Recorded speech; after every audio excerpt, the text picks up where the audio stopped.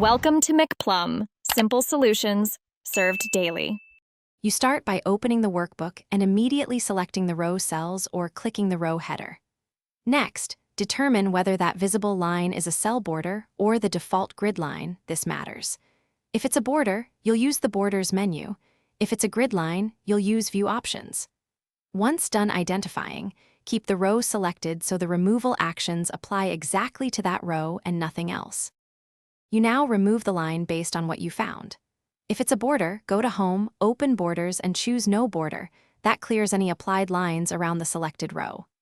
If it's the sheet grid line, go to the View tab and uncheck Grid Lines. Grid lines disappear for the whole sheet. Once done, check adjacent rows to confirm consistency, and if many rows had manual borders, use Format Painter or paste special formats to reset them quickly. Finish by checking Print Preview and the affected area so you confirm removal both on screen and for print. Remember, grid lines normally do not print unless you enabled them.